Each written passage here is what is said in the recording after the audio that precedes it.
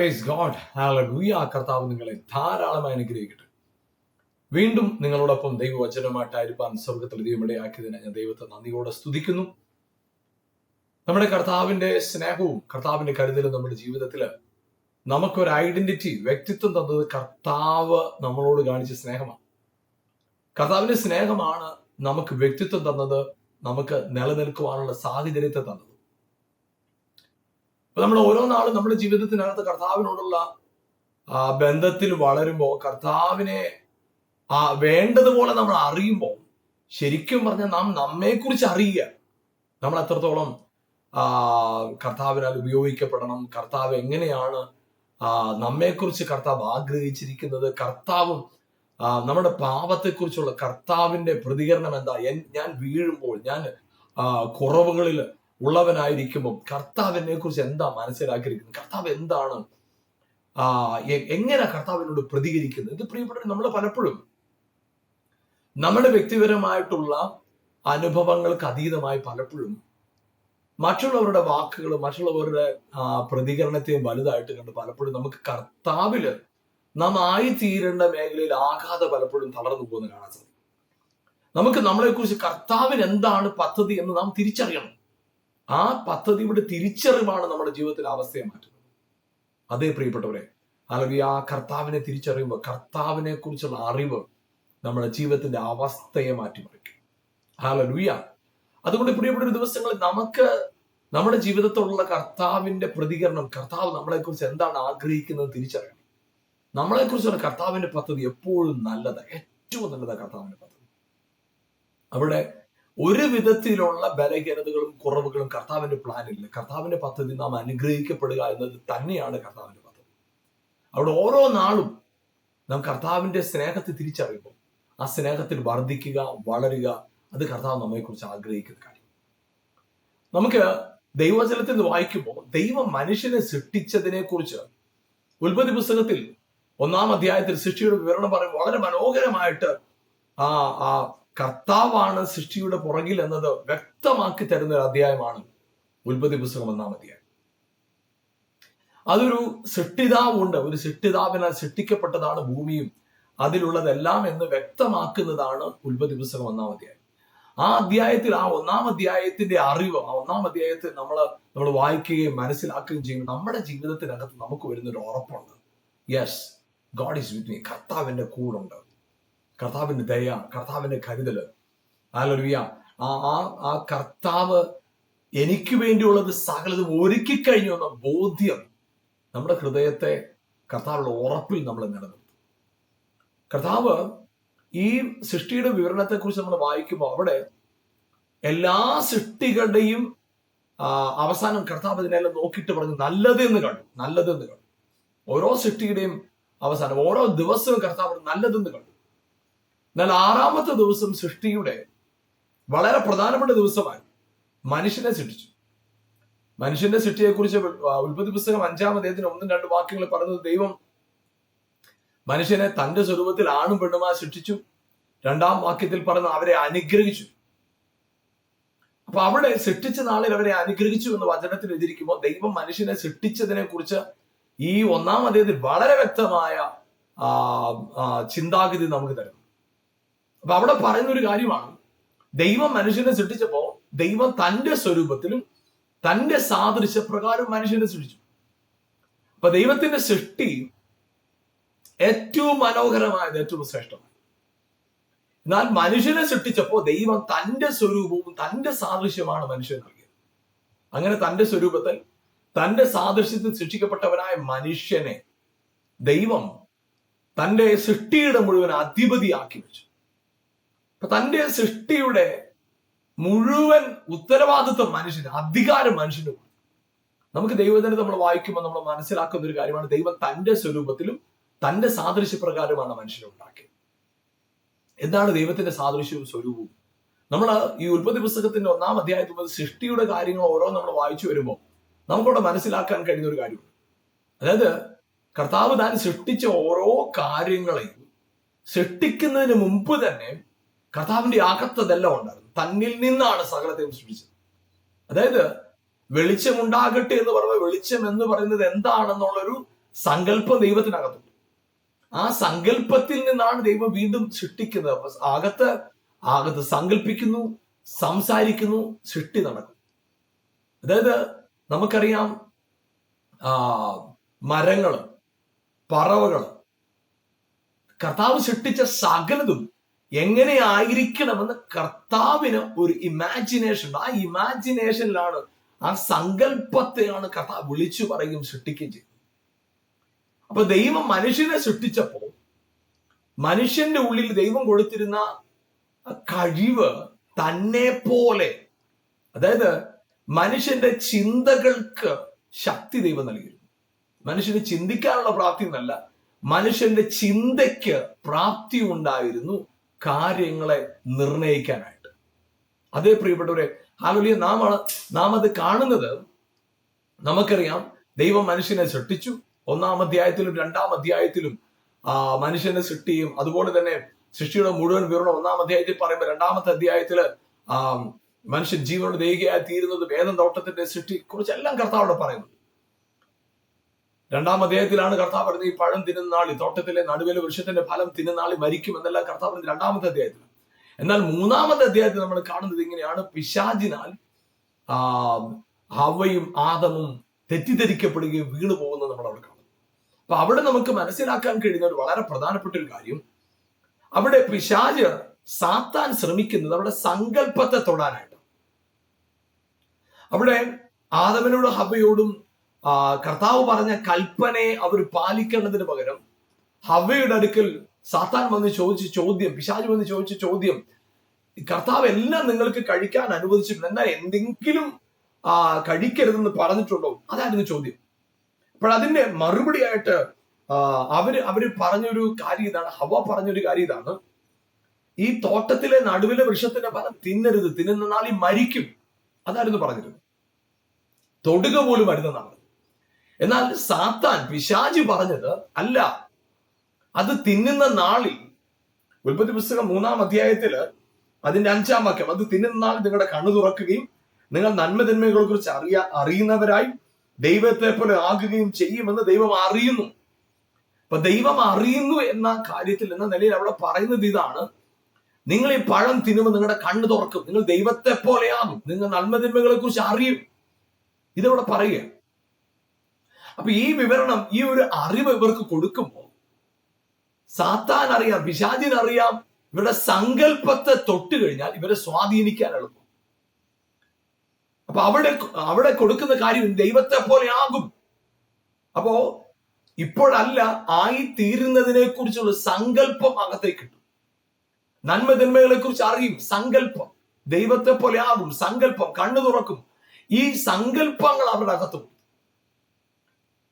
നമുക്ക് മനുഷ്യനെ കുറിച്ച് പറയുന്നത്, ഉൽപ്പത്തി പുസ്തകം 2-ാം അധ്യായത്തിന്റെ 7-ാം വാക്യത്തിൽ പറയുന്ന, മനുഷ്യൻ ജീവനുള്ള ദേഹിയായി തീർന്നു, ജീവനുള്ള ദേഹിയായി തീർന്നു. അതാണ് നമ്മൾ അവിടെ കാണുന്നത്. അപ്പൊ അവിടെ ജീവനുള്ള ദേഹിയായി തീർന്ന, ദേഹി എന്ന് പറയുമ്പോൾ സോൾ, മനസ്സുള്ളവന്, ചിന്തിക്കാൻ ശേഷിയുള്ളവന്, കാര്യങ്ങളെ കുറിച്ച് ഗ്രഹിക്കുവാൻ പ്രാപ്തിയുള്ളവനായിട്ട് ആദമിനെ ദൈവം സൃഷ്ടിച്ചു.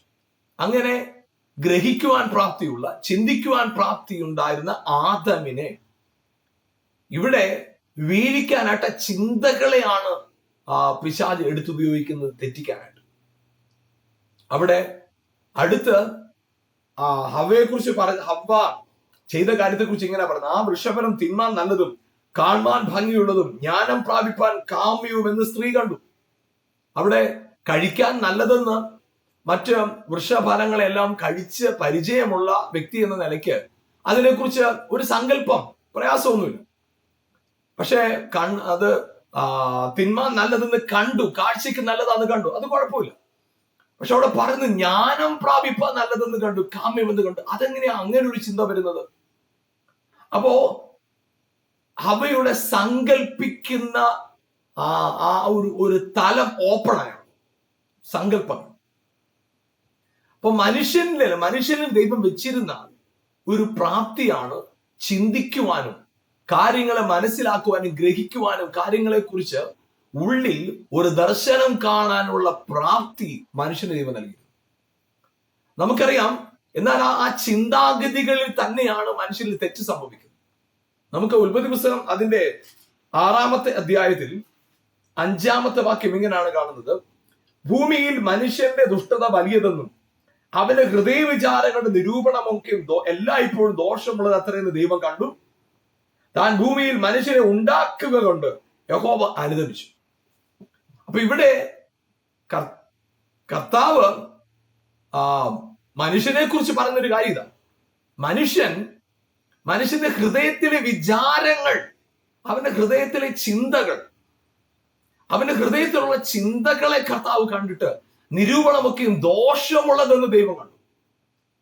അപ്പൊ അവിടെ ഹൃദയവിചാരങ്ങളുടെ ദോഷം, ഹൃദയവിചാരങ്ങളുണ്ടായ ദോഷം, അപ്പോ അവന്റെ പ്രവൃത്തിയിലെ ദോഷമല്ല ദൈവത്തെ വ്യസനിപ്പിച്ചത്, ഹൃദയത്തിലെ വിചാരങ്ങളിലെ ദോഷമാണ് കർത്താവിന്റെ ഹൃദയത്തെ മനുഷ്യനെ സൃഷ്ടിച്ച നിമിത്തം ദൈവം അനുദപിച്ചു എന്ന് പറയുന്ന സ്ഥലത്ത് കാണുന്നത്. അപ്പൊ അവിടെ ചിന്തിച്ചു നോക്കുക, മനുഷ്യന്റെ ജീവിതത്തിനകത്ത് മനുഷ്യൻ ചെയ്യുന്ന പാപപ്രവർത്തികളുടെ എല്ലാം അടിസ്ഥാനം, പ്രവർത്തികളുടെ അതിനുള്ള ഫോഴ്സ് എന്ന് പറയുന്നത് ശാരീരികമായ ചിന്താഗതികളല്ല. അതിനപ്പുറത്ത് അവന്റെ മനസ്സിലാണ് പ്രശ്നം, മനസ്സിലെ ചിന്തകളിൽ. അതുകൊണ്ടാണ് കർത്താവ് യോഹന്നാൻ തന്റെ ശുശ്രൂഷ ആരംഭിച്ചപ്പോഴും കർത്താവ് പറഞ്ഞ കാര്യം മാനസാന്തരപ്പെടുക, റിപ്പന്റ്. കാരണം നിങ്ങളിൽ മാറേണ്ടത് പ്രവൃത്തിയല്ല, നിങ്ങളുടെ മനസ്സാണ് മാറേണ്ടത്. നിങ്ങളുടെ മനസ്സ് മാറുമ്പോൾ നിങ്ങളുടെ സാഹചര്യങ്ങൾ മാറും, മനസ്സിലൊരു മാറ്റം ഉണ്ടാകും. അതായിരുന്നു കർത്താവ് അവരോട് പറഞ്ഞത്. Price God, hallelujah. പ്രിയപ്പെട്ടവർ, ഇവിടെ നമ്മുടെ കർത്താവായ യേശു ക്രിസ്തുവിന്റെ പഠിപ്പിക്കലുകളുടെ പ്രാധാന്യം നമുക്കിവിടെ മനസ്സിലാക്കാൻ സാധിക്കും. നമ്മുടെ ഹൃദയത്തിലെ നിരൂപണങ്ങൾ, ഹൃദയത്തിലെ ചിന്തകൾ വളരെ പ്രധാനപ്പെട്ടതാണ്. നമ്മുടെ ഹൃദയ നിരൂപണങ്ങൾ കർത്താവിനെ പ്രസാദിപ്പിക്കുന്നതായി തീരേണ്ടതായിരിക്കുന്നു. നമ്മൾ പലപ്പോഴും പല കാര്യങ്ങൾക്കും പ്രാധാന്യം കൊടുക്കുന്നത് പുറമെയുള്ള കാര്യങ്ങളുടെ അടിസ്ഥാനത്തിൽ. അത് മതപരമായ ചില ചടങ്ങുകളെ പോലും, മതപരമായ ചില കാര്യങ്ങളെ പോലും അത് ചടങ്ങുകളായി മാറുമ്പോൾ ആത്മീയമായി ചെയ്യേണ്ട ചില കാര്യങ്ങളിൽ ചടങ്ങുകളാക്കി മാറ്റുന്നു. കാരണം എന്താണെന്നറിയോ? അത് ഹൃദയത്തിൽ സ്പർശിക്കപ്പെടുന്നില്ല. പക്ഷെ എപ്പോഴാണോ ഹൃദയത്തെ സ്പർശിക്കുന്നത് പോലെ കാര്യങ്ങളെ കാണുന്നത്, അവിടെയാണ് മാറ്റം, അവിടെയാണ് അത്ഭുതം. അപ്പൊ ഹൃദയത്തിന്റെ ചിന്തയുടെ മേഖലകളാണ് മാറ്റം ഉണ്ടാകുന്നത്. നമുക്കിവിടെ കാണാൻ കഴിയുന്ന ഒരു കാര്യം ഇതാണ്. ഹല്ലേലൂയ. മനുഷ്യന്റെ ഹൃദയത്തിലെ നിരൂപണങ്ങൾ ദോഷമുള്ളതെന്ന് ദൈവമാണ്. മനുഷ്യന്റെ ഹൃദയത്തിലെ നിരൂപണങ്ങളാണ് കർത്താവിന് മനുഷ്യനെ ഉണ്ടാക്കിയ നിമിത്തം മനുഷ്യന്റെ ദൈവത്തിന്റെ ഹൃദയം വേദനിച്ചു എന്ന് കാണുന്നു. അപ്പൊ കർത്താവ് നമ്മെക്കുറിച്ച് ആഗ്രഹിക്കുന്ന ഒരു കാര്യം നമ്മുടെ ഹൃദയപൂർവ്വം അവനെ സ്നേഹിക്കുക എന്നുള്ളത്, കർത്താവിനെ ഹൃദയം കൊണ്ട് വിശ്വസിക്കുക എന്നുള്ളത്. ഹൃദയത്തിൽ, അതെ, ഹൃദയത്തിലാണ് കർത്താവിനോടുള്ള നമ്മുടെ വ്യക്തിപരമായ ബന്ധത്തെ വളർത്തിയെടുക്കേണ്ടത്. Price God, hallelujah. ഇവിടെ നമ്മൾ ദൈവവചനത്തിൽ കാണുന്നത്, ഈ ഉൽപ്പത്തി പുസ്തകത്തിൽ 6-ാം അധ്യായത്തിൽ 5-ാം വാക്യത്തിൽ കാണുന്ന ഹൃദയത്തിലെ നിരൂപണങ്ങൾ. നമ്മുടെ കർത്താവ് തന്റെ ശുശ്രൂഷ ആരംഭിച്ച സമയത്ത് നമുക്കറിയാം, മത്തായിയുടെ സുവിശേഷത്തില് 6-ാം അധ്യായത്തിൽ കർത്താവ് പറയുന്ന ഒരു കാര്യം ഇതാ. കർത്താവ് പറയുന്നത്, ഹൃദയം കൊണ്ട് നീ ചെയ്യുന്ന കുറവുകളെ, മിസ്റ്റേക്കുകളെ, ഹൃദയത്തിൽ നീ ചിന്തിക്കുന്ന ചിന്തനകളാണ് കർത്താവിനെ വ്യസനിപ്പിക്കുന്നതെന്നാണ് വചനത്തിൽ നമ്മൾ കാണുന്നത്. നമുക്ക് മത്തായിയുടെ സുവിശേഷത്തിൽ 6-ാം അധ്യായത്തിലൊക്കെ നമ്മൾ കാണുന്നത്, നിങ്ങൾ പ്രാർത്ഥിക്കുന്ന പ്രാർത്ഥനയുടെ ഇമ്പോർട്ടൻസിനെ പറയുമ്പോൾ കർത്താവ് നിങ്ങളുടെ വാക്കുകളല്ല ഇമ്പോർട്ടന്റ്, നിങ്ങൾ ഹൃദയത്തിൽ കാണുന്ന ദൈവത്തെ പിതാവ് എന്നുള്ള മനസ്സിലാക്കലിലാണ് നിങ്ങളുടെ പ്രാധാന്യം ഇരിക്കുന്നത്, പ്രാർത്ഥനയുടെ മറുപടി ഇരിക്കുന്നത്.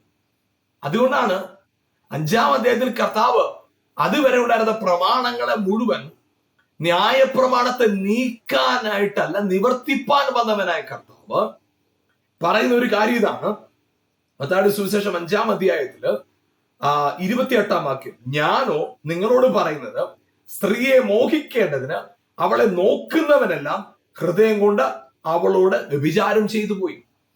അപ്പൊ അവിടെ പറയുന്നത്, പ്രവർത്തികളാലുള്ള കർത്താവിനെ മുറിപ്പെടുത്തുന്നതല്ല പറയുന്നത്. പകരമായി ഹൃദയത്തിൽ ചിന്തിക്കുമ്പോൾ തന്നെ കർത്താവിന്റെ മനസ്സിനെ മുറിപ്പെടുത്തുന്നതായിട്ട് അവിടെ പറയുന്നത്. അപ്പൊ എന്തിനാണ് പ്രാധാന്യം, എന്തിനാണ് ഇമ്പോർട്ടൻസ് നമ്മുടെ ഹൃദയത്തെ കർത്താവിന് പകരുക എന്നുള്ളത്, ഹൃദയത്തെ കർത്താവിന് വാസസ്ഥലമാക്കുക എന്നുള്ളത്, ഹൃദയത്തെ ശുദ്ധീകരിക്കുക എന്നുള്ളത്, ഹൃദയത്തെ നിർമ്മലമാക്കുക എന്നുള്ളത്. ഹല്ലേലൂയ. അതായത് പ്രിയപ്പെട്ട, ഇവിടെ വചനം പറയുന്നത്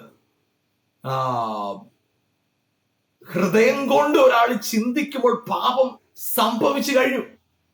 അപ്പൊ കർത്താവിന്റെ ഹൃദയത്തെ മുറിപ്പെടുത്തുന്ന പാപം പ്രവർത്തികളാൽ ചെയ്യുന്ന പ്രവർത്തിയിൽ അധിഷ്ഠിതമായ ഒരു പാപത്തെ കുറിച്ചല്ല അവിടെ പറയുന്നത്, ഹൃദയത്തിൽ.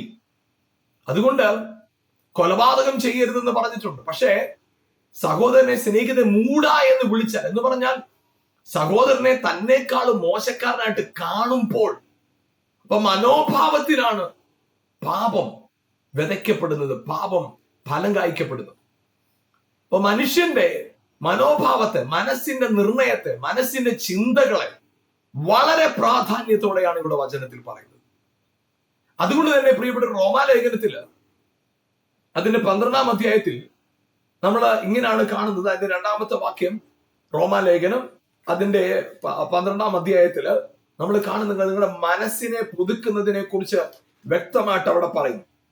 ഈ ലോകത്തിന് അനുരൂപമാകാതെ, റോമാലേഖനം 12-ാം അധ്യായം 2-ാം വാക്യം, നന്മയും പ്രസാദവും പൂർണ്ണതയുള്ള ദൈവഗത നിന്നെന്ന് തിരിച്ചറിയേണ്ടതിന് മനസ്സ് പുതുക്കി രൂപാന്തരപ്പെടുവിൻ.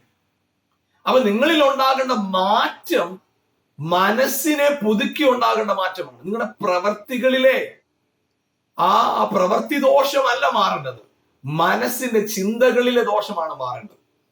അതായത് പ്രിയപ്പെട്ടവരെ, ശരീരത്തിൽ രോഗം ഉണ്ടായേക്കാം, പക്ഷെ മനസ്സിൽ നിങ്ങൾ രോഗിയാണെന്ന് ചിന്തിക്കുമ്പോഴാണ് രോഗം നിങ്ങളെ വാഴാൻ തുടങ്ങുന്നത്. ശരീരത്തിനകത്ത് വിശ്രമമില്ലാത്തതായ അവസ്ഥകൾ തോന്നിയേക്കാം, അധ്വാനം കൂടിയേക്കാം. പക്ഷേ എപ്പോഴാണോ നമ്മുടെ മനസ്സിനകത്ത് അസ്വസ്ഥത വരുന്നത്, അവിടെയാണ് ഹല്ലേലൂയ നമ്മള് റെസ്റ്റ്ലെസ് ആകുന്നത്. അപ്പൊ എവിടെയാണ് നമ്മുടെ ജീവിതത്തിൽ അത്ഭുതം നടക്കേണ്ടത്, എവിടെയാണ് രൂപാന്തരം ഉണ്ടാക്കേണ്ടത്? മനസ്സിനകത്താണ്. നമുക്ക് ശാരീരികമായി വളരെ ആരോഗ്യവും ബലവും നമുക്കുണ്ടെന്നിരിക്കട്ടെ. എത്ര ആരോഗ്യവും എത്ര ബലമുണ്ടെങ്കിലും ഹല്ലേലൂയ മനസ്സിൽ ധൈര്യമില്ലാത്ത ഒരു വ്യക്തിക്ക് എത്ര ശാരീരികമായി അദ്ദേഹം ബലവാനാണെങ്കിലും കാര്യമൊന്നുമില്ല. പരിശീലനം സിദ്ധിച്ച ഒരു നീന്തൽ താരമായിരിക്കാം, നീന്തുവാൻ കഴിയുന്ന ഒരാളായിരിക്കാം. പക്ഷേ ഭയം വന്നു കഴിഞ്ഞാൽ അദ്ദേഹത്തിന് തന്റെ പരിശീലനത്തെ പ്രയോജനപ്പെടുത്താൻ കഴിയാതെ. അപ്പോ എവിടെയാണ് പ്രാധാന്യം? മനസ്സിനെ പുതുക്കണം. മനസ്സിനെ. പ്രിയപ്പെട്ടവരെ, നിങ്ങളുടെ ജീവിതത്തിൽ ഒരുപക്ഷെ ചുറ്റുപാടുകളിൽ സമ്മർദ്ദങ്ങളാൽ നിങ്ങൾ നിറഞ്ഞവരായിരിക്കും. ചുറ്റുപാടുകൾ നിങ്ങളെ താഴ്ത്തി തകർത്തു വെച്ചിരിക്കുകയായിരിക്കും. പക്ഷെ ആ തകർന്നു കിടക്കുന്നിടത്തും ആ തകർച്ചയുടെ ആ പടുകുഴിക്കകത്ത് നിന്നുകൊണ്ടും നിങ്ങൾക്ക് പറയാൻ സാധിക്കുമോ, എന്നെ വിടുവിക്കുന്ന ഒരു ദൈവമുണ്ട്, എന്നെ ബലപ്പെടുത്തുന്ന ഒരു ദൈവമുണ്ട്, എന്നെ അറിയുന്ന ഒരു ദൈവമുണ്ട്, എന്നെ ശക്തനാക്കുന്ന ഒരു ദൈവമുണ്ട്. നിങ്ങളുടെ വീഴ്ചയോ നിങ്ങളുടെ ചുറ്റുപാടുകളോ നിങ്ങളുടെ സാഹചര്യങ്ങളോ അല്ല നിങ്ങൾ ആരാണെന്ന് തീരുമാനിക്കുന്നത്, നിങ്ങളുടെ മനസ്സിന്റെ മനോഭാവം. നമ്മുടെ ഉള്ളിലൊരു ബോധ്യം ഉണ്ടാകണം, യേശു ക്രൂശിൽ മരിച്ചത് നമ്മളെ സീറോ ആക്കി, തകർത്ത് തരിപ്പണമാക്കി, നമ്മളെ മറ്റുള്ളവരുടെ മുമ്പിൽ ഒരു നിന്ദാവിഷയമാക്കി തീർക്കാനല്ല യേശു മരിച്ചത്. യേശു ക്രൂശിൽ മരിച്ചത് നമ്മുടെ പാപത്തെ കഴുകി നീതിമാന്മാരാക്കി ഒരു മതത്തിന്റെ ഭാഗമാക്കി തീർത്ത് അവിടെ കൊണ്ട് തീരാനുമല്ല, ദൈവത്തിന്റെ സൃഷ്ടിയുടെ ഏറ്റവും പ്രധാനപ്പെട്ട സ്ഥാനത്തേക്ക് മനുഷ്യനെ ഉയർത്തിയപ്പോൾ കർത്താവിന്റെ ആഗ്രഹം, കർത്താവിന്റെ ഹൃദയത്തിലെ ചിന്ത എന്ന് പറയുന്നത് ഒരു ദൈവ പൈതൽ ഏത് നില വരെ എത്തുമോ അത്രത്തോളം അനുഗ്രഹിക്കപ്പെട്ടവനായി ഒരു മനുഷ്യനായി തീരുക എന്നത് അതാ കർത്താവിന്റെ ഹൃദയം. അപ്പൊ ആ ഹൃദയത്തെ തിരിച്ചറിയണം. ദൈവത്തിന്റെ നന്മയും പ്രസാദവുമുള്ള ദൈവഹിതമെന്ന് തിരിച്ചറിയണം. അവിടെയാണ് മനസ്സിനെ പുതുക്കേണ്ടിയിരിക്കുന്നത്. നിങ്ങളുടെ ചുറ്റുപാടുകൾ ഒരുപക്ഷെ ആളുകൾ നിങ്ങളെ സ്വാധീനം ചെലുത്തി ഞെരുക്കി വെച്ചിരിക്കും, ഭയപ്പെടുത്തി, കുറ്റം പറഞ്ഞു, നിങ്ങൾക്ക് ഒരു അസൂയ കൊണ്ട്, പല കാരണങ്ങൾ കൊണ്ട് നിങ്ങളുടെ ജീവിതത്തിനകത്ത് ഒരുപക്ഷെ നിങ്ങൾ തളർന്നിരിക്കായിരിക്കും. പക്ഷെ നിങ്ങളുടെ ഉള്ളിലൊരു ബോധ്യം ഉണ്ടാകും, എന്റെ മനസ്സിനെ പുതുക്കി രൂപാന്തരപ്പെടുക എന്നത് കർത്താവിന് എന്നെ കുറിച്ചുള്ള പദ്ധതി. ആ രൂപാന്തരം എന്റെ അകത്തുണ്ടാവും, എന്റെ അവസ്ഥ മാറും.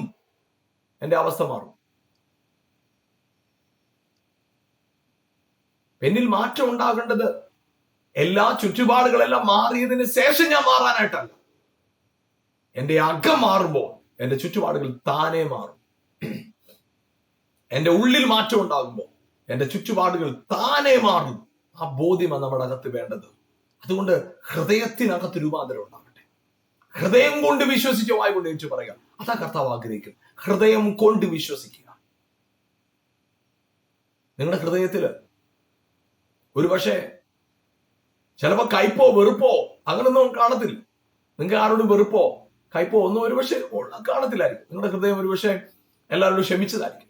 പക്ഷെ നിങ്ങളുടെ ഉള്ളിൽ ഭയമാണെങ്കിലോ, ഞാൻ പറയുന്ന ഭയം പാപത്തെക്കാൾ ഭയാനകമാണ്.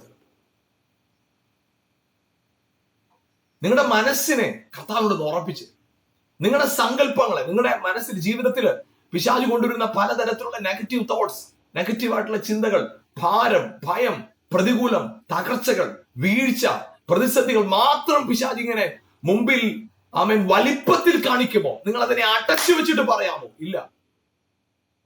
യേശു ക്രൂശിൽ മരിച്ചതാണ് എന്റെ ജീവിതത്തിന്റെ ഏറ്റവും വലിയ കേന്ദ്രം. അതുകൊണ്ട് ഇതുവരെയും എന്നെ വാളോടിരുന്ന ഒന്നിനും എന്നെ വാഴാൻ ഞാൻ വിട്ടുകൊടുക്കത്തില്ല. കാരണം യേശു എനിക്ക് വേണ്ടി ക്രൂശിൽ മരിച്ചതാണ്. എന്റെ പാപത്തെ യേശു ക്രൂശിൽ ചുമന്ന് തീർത്തതാണ്.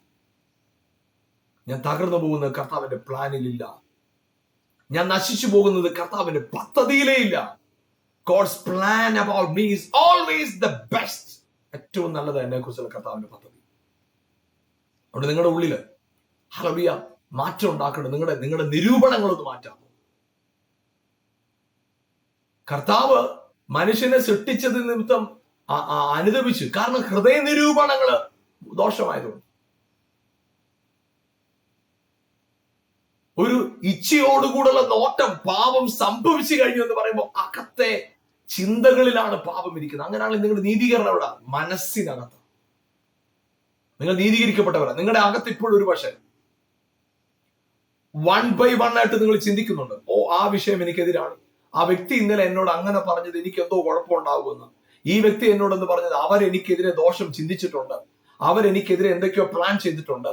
നിങ്ങളുടെ ഉള്ളിൽ നിന്ന് ഇവരെ ചിന്തിച്ചത്, പറഞ്ഞത്, ഓർത്തത് കാര്യങ്ങളെല്ലാം നിങ്ങളുടെ ഉള്ളിൽ നിന്ന് എടുത്തുനിന്ന് കളഞ്ഞിട്ട് നിങ്ങളുടെ അകത്തൊരു ബോധ്യം ഉണ്ടാക്കാമോ?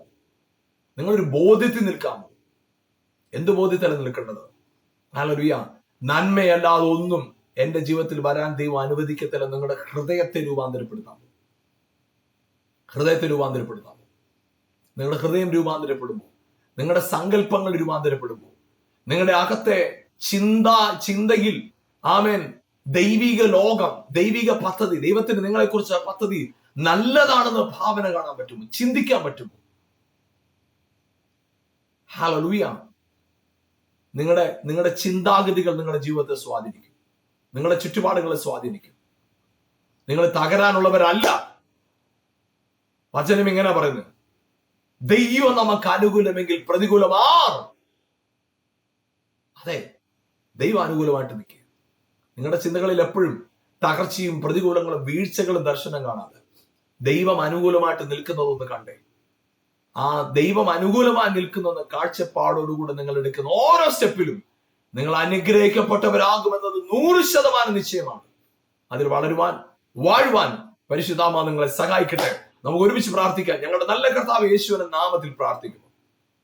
കർത്താവെ, എന്നെ കണ്ടുപിടിക്കുന്ന പ്രിയപ്പെട്ടവർക്ക് സ്തോത്രം. നമ്മുടെ ഹൃദയത്തിനകത്ത് രോഗത്തെക്കാൾ വലുതായിട്ട് രോഗഭയം അവരെ വാഴുമ്പോൾ, സാമ്പത്തിക വിഷയത്തെക്കാൾ അപ്പുറമായി ആ സാമ്പത്തിക വിഷയത്തിലുള്ള ആ ഭാരം അവരെ വാഴുന്നു. വ്യക്തികൾക്ക് അവരോടുള്ള പെരുമാറ്റത്തെക്കാൾ ആ ഏകാന്തതയുടെ മുറിവ് അവരുടെ ഹൃദയത്തിൽ നിൽക്കുമ്പോൾ യേശുവിന്റെ നാമത്തിൽ ഇപ്പോൾ പ്രാർത്ഥിക്കുന്നു കർത്താവ്, അവരുടെ ഹൃദയത്തിന്റെ അന്തർഭാഗത്തു നിന്ന് എല്ലാ ഭാരങ്ങളും മാറിപ്പോട്ടെ. യേശുവിന്റെ നാമത്തിൽ മരണഭയങ്ങൾ മാറിപ്പോകട്ടെ. ഒറ്റപ്പെട്ടു എന്നുള്ള ചിന്ത മാറിപ്പോകട്ടെ. കുറ്റബോധം മാറിപ്പോകട്ടെ. കർത്താവേ, എനിക്ക് ഇന്ന കുറവുകൾ പറ്റി, എനിക്ക് കഴിഞ്ഞ ദിവസങ്ങളിൽ പ്രാർത്ഥിക്കാൻ സാധിച്ചില്ല, ബൈബിൾ വായിക്കാൻ പറ്റിയില്ല, എനിക്ക് ഇന്ന കുറവുകളുണ്ട്. ആ കുറവുകൾ, കുറ്റബോധമകത്ത് വാഴുന്നെങ്കിൽ യേശുവിന്റെ നാമത്തിൽ ഇപ്പോൾ തന്നെ കർത്താവേ, ആ കുറ്റബോധങ്ങൾ അവർ വിട്ടുമാറട്ടെ. ജീവന്റെ കരം അവരെ തുറട്ടെ കർത്താവ്. ഈ നിമിഷം അവരായിരിക്കുന്ന സ്ഥലത്ത് ആ ജീവന്റെ അഭിഷേകം ഒന്ന് വെളിപ്പെടട്ടെ. ആത്മാവിന്റെ ജീവൻ എന്ന് വെളിപ്പെടട്ടെ. അവസ്ഥകൾ മാറട്ടെ കർത്താവ്, യേശുവിന്റെ നാമത്തിൽ അവസ്ഥകൾ മാറട്ടെ. അവസ്ഥകൾ മാറട്ടെ. Hallelujah. Thank you father God.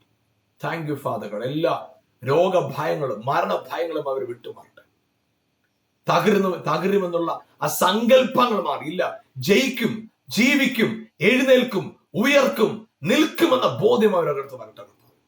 അങ്ങനെ അനുഗ്രഹിച്ച് പ്രാർത്ഥിക്കും യേശുവിൻ നാമത്തിൽ പിതാവേ. ആമേൻ, ആമേൻ, ആമേൻ. Praise God. ഹല്ലേലൂയ. നിങ്ങൾ നിങ്ങളെ കുറിച്ചുള്ള ചെറിയ ചിന്താഗതികളുടെ അകത്തുനിന്ന് പുറത്തു വരാമോ? ഹല്ലേലൂയ. നിങ്ങൾ നിങ്ങളെക്കുറിച്ച് കർത്താവിന് നിങ്ങളെക്കുറിച്ചുള്ള പദ്ധതിയുടെ അടിസ്ഥാനത്തിൽ നിങ്ങൾ നിങ്ങളെക്കുറിച്ചും ചിന്തിക്കാമോ? സ്വന്തം പുത്രനെ ആദരിക്കാതെ നിങ്ങൾക്ക് വേണ്ടി തന്നില്ലേ? ഇനി എന്തിനെ കുറവ് വയ്ക്കുന്നത്? ഒരു കുറവ് വയ്ക്കുന്നില്ല.